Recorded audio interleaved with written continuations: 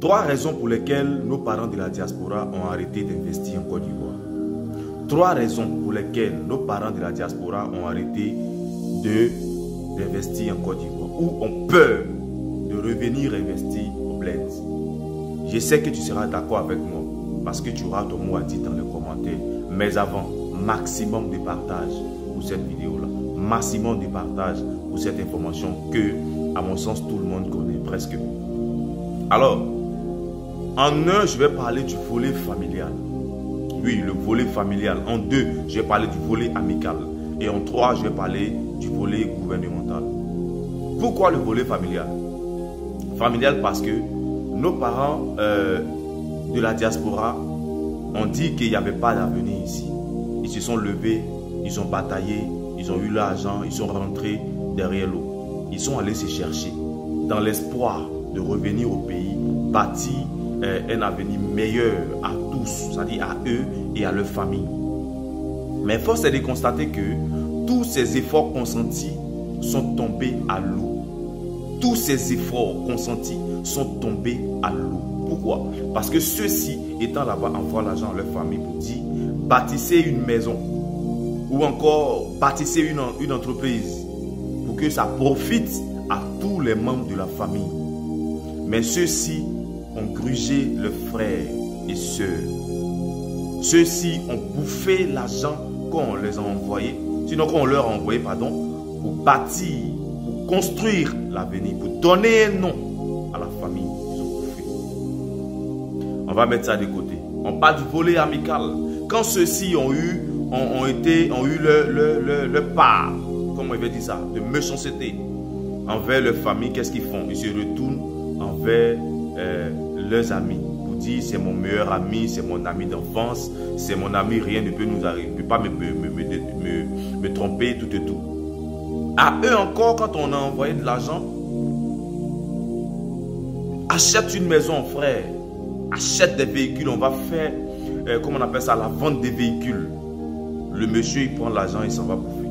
Le monsieur, il prend l'argent, il s'en va s'asseoir dans des bars, dans des maquis, dans des boîtes de nuit en train de tripoter les petites go, faire des jetements comme s'il était un brouteur, faire des travaillements comme s'il avait, en fait, comme s'il avait ramassé de l'argent.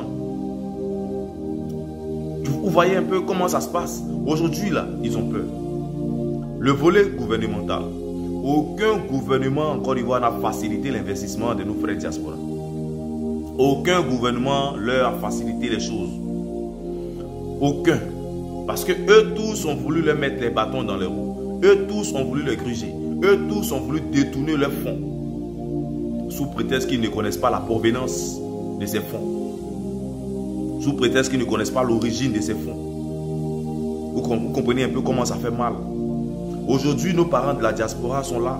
Nous, la nouvelle génération, nous leur parlons d'investissement. Nous leur parlons de comment vraiment investir pour créer des activités pour aider nos parents en Afrique au bled.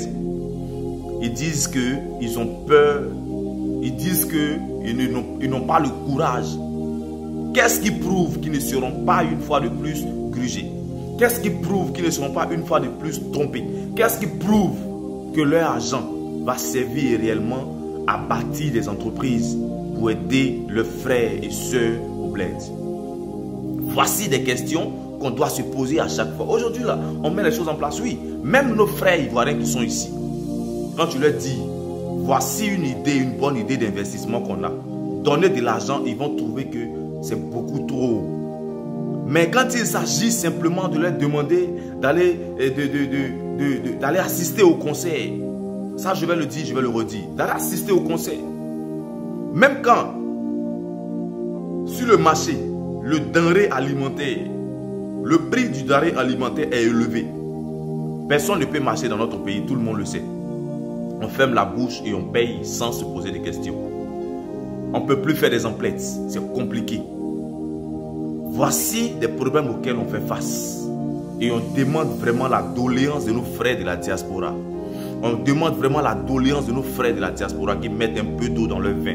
L'Ivoirien nouveau, ce n'est pas l'ancien Ivoirien. C'est l'Ivoirien nouveau avec une nouvelle mentalité, une nouvelle vision, une nouvelle manière de voir la vie. Nous avons besoin de laisser quelque chose à nos enfants. Nous avons besoin de construire un avenir, une Côte d'Ivoire où chacun de nous pourra être à son aise. Nous avons besoin vraiment de nous occuper du côté de la santé. Nous avons besoin de nous occuper du social. Nous avons besoin de nous occuper de beaucoup de choses. On a besoin des fonds. On a besoin d'investissements. Rejoignez-nous. Laissez ce qui est passé. Ce qui est passé est passé. Rejoignez-nous. Comme ça a été une erreur, c'est plutôt une expérience. Vous aussi, rejoignez-vous en nous. Trouvons des avocats adéquats, des juristes adéquats. Mais vraiment, mettons un système vraiment dur, fort en place. Pour que vraiment nous puissions asseoir quelque chose qui va nous rapporter. Quelque chose qui va rapporter ou garder quelque chose à ceux qui viennent après nous demain. Car c'est très important. C'est très important. Famille, je vais m'arrêter là. Mais partagez massivement cette vidéo pour que nos frères de la diaspora puissent écouter et prendre conscience. Et aussi se dire, oui, nos frères au pays, au bled ont changé. Merci beaucoup et vive la paix en Côte d'Ivoire.